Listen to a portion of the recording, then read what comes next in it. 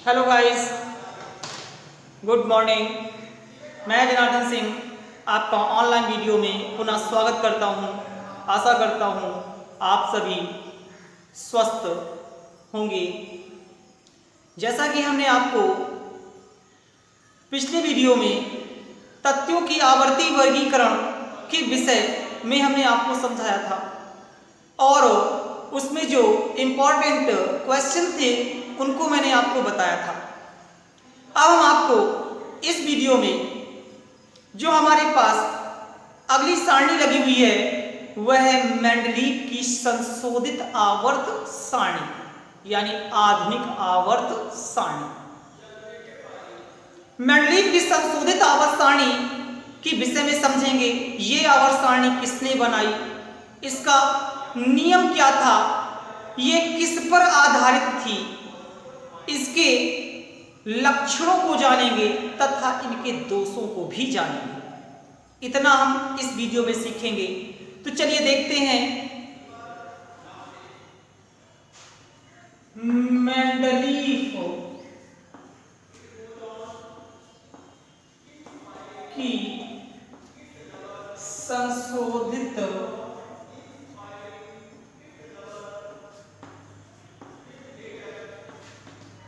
आवर्त सारणी या इसे यूं कह सकते हैं आधुनिक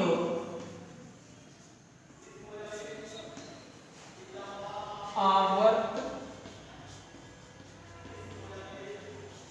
सारणी। मेंडलीव की संशोधित आवर्त सारणी क्या है, ये किस पर आधारित थी, इसे किसने बनाया, इनके विषय में जानेंगे। तो चलिए देखते हैं। यह सारणी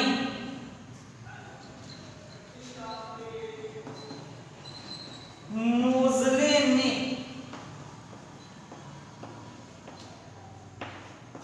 बनाई। ये सारणी किसने बनाई? वैज्ञानिक मोज़ले ने बनाई। किस पर बनाई, किस आधार पर बनाई? तो इन्होंने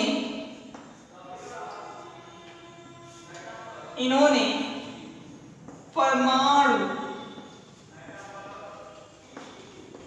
क्रमांक के आधार पर बनाई। संशोधित आवर्त सारणी किसने बनाई? तो मोज़ले ने बनाई। किस आधार पर बनाई? तो परमाणु क्रमांक के आधार पर बनाई। जैसा कि आपने पिछले वीडियो में सीखा था कि मेंडलीव की आवर्त सारणी परमाणु भार पर आधारित थी।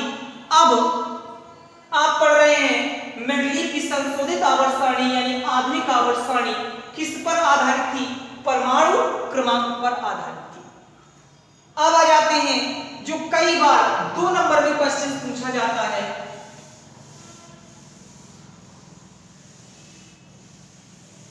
उस क्वेश्चन को दिमाग में रखते हैं कि आधुनिक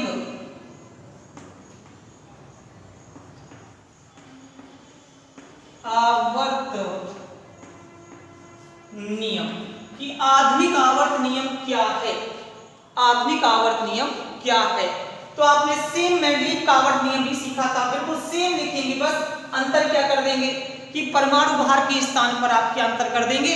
परमाणु क्रमांक का अंतर कर देंगे। तो चलिए लिख लेते हैं तथ्यों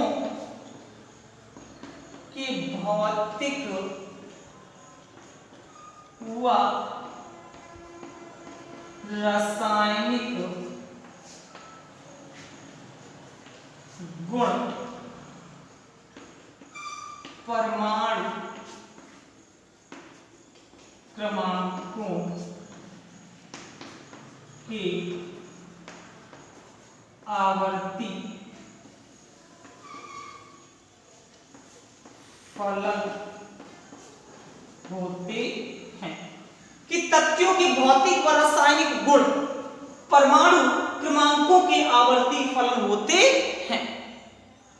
जैसा कि आपने मेंडलीव का आवर्त नियम पढ़ा था कि तथ्यों की भौतिक व रासायनिक गुण, तथ्यों के भौतिक व रासायनिक गुण परमाणु भारों के आवर्ती फलन होते हैं।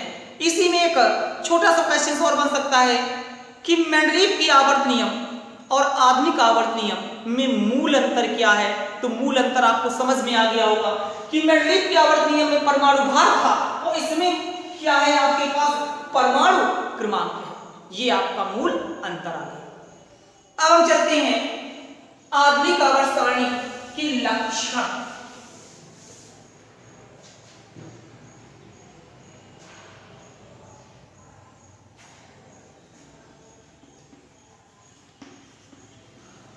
आधुनिक आवर्त सारणी की सामान्य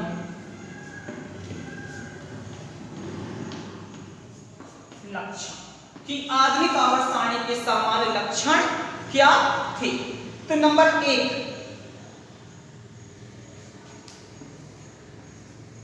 इस सारणी में 9 खड़े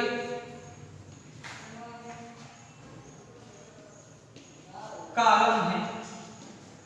इस सारणी में 9 खड़े कॉलम हैं जिन्हें वर्ग या समूह कहते हैं। नंबर 1 में आपके मार्क मिल गया कि इस सारणी में 9 खड़े कॉलम यानी 9 ऊर्ध्वाधर कॉलम हैं। इस सारणी में 9 ऊर्ध्वाधर कॉलम हैं जिन्हें वर्ग या समूह कहते हैं। नंबर 2,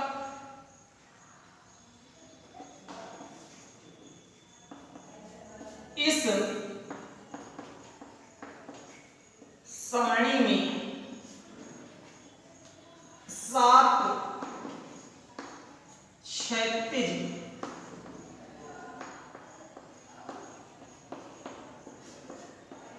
पंक्तियां हैं।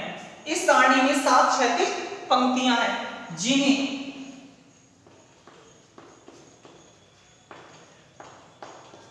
आवर्त कहते हैं। नंबर 3, आवर्त में पहले में यानी फर्स्ट आवर्त, सेकेंड, चलिए हम ऊपर देख लेते हैं, नीचे आपको शायद दिखाई नहीं देगा। चलिए ऊपर देख लेते हैं पुनः।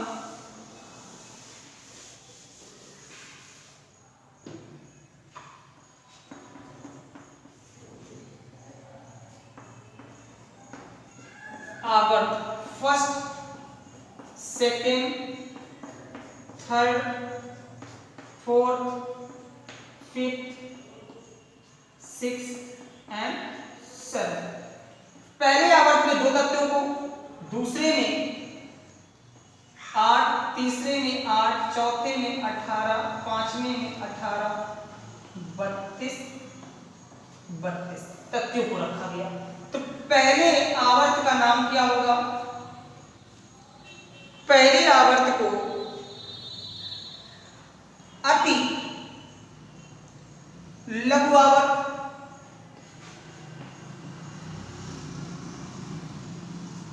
लघु आवर्त, दूसरे को लघु आवर्त,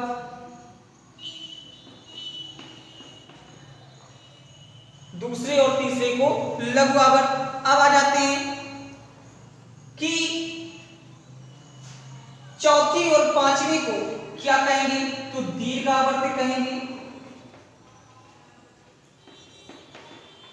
छठी और सातवीं को अति दीर्घ आवर्त कहेंगे। मतलब समझ लीजिएगा कि इस सारणी में 7 क्षैतिज पंक्तियां थी। इस सारणी में 7 क्षैतिज पंक्तियां थी जिन्हें आपने क्या कहा था? आवर्त कहा था। पुनः आ जाते हैं कि आवर्तों में पहले, दूसरे, तीसरे, चौथे, पांचवें, छठे, सातवें में क्रमशः 2, 8, 8, 18, 18, 32, 32 तथ्यों को रखा गया।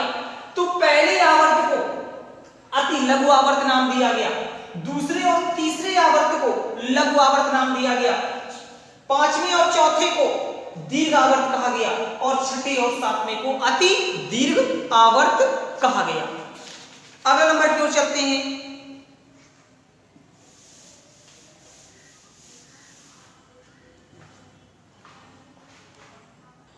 चलिए अगले गुणों के अंतर्गत चलते हैं। अगला नंबर था आपके पास चौथा कि आवर्त 2 और आवर्त 3 के तथ्यों को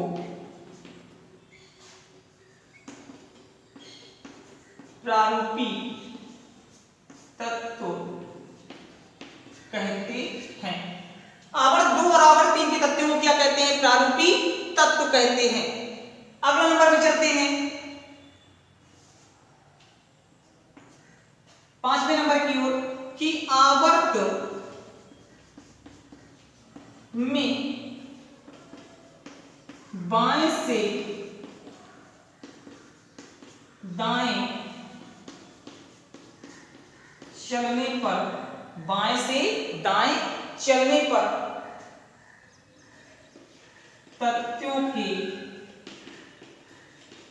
गुणों में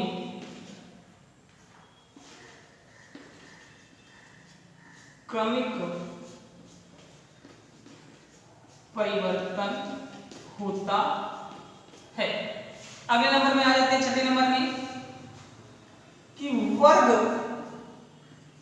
में ऊपर से नीचे आने पर गुणों में समानता रहती है। फिर से देख लेते हैं कि आवर्त 2 और आवर्त 3 के तथ्यों को प्रारूपी तत्व कहते हैं। नंबर 30 अगले में आ जाते हैं आवर्त में बाएं से दाएं चलने पर, आवर्त में बाएं से दाएं चलने पर तथ्यों के गुणों में क्रमिक परिवर्तन होता है। अगले नंबर में चलते हैं वर्ग में ऊपर से नीचे आने पर गुणों में समानता रहती है। तो अब आपका क्वेश्चन से आपके दिमाग में बन रहा होगा कि आवर्त की विशेषताएं क्या होंगी, आवर्तों के गुण क्या होंगे और वर्ग की विशेषताएं यानी वर्ग के गुण क्या होंगे। तो इन गुणों को हम अगले वीडियो में जान लेंगे और मेंडलीव के संशोधित आवर्त सारणी के दोषों के विषय में भी हम अगले वीडियो में जानेंगे। आशा करते हैं आपको ये समझ में आया होगा। फिर भी यदि समझ में नहीं आता है तो हमने बार बार आपसे कहा है कि कमेंट बॉक्स में आप कमेंट करके आप अपने क्वेश्चन का आसानी से उत्तर ले सकते हैं। धन्यवाद।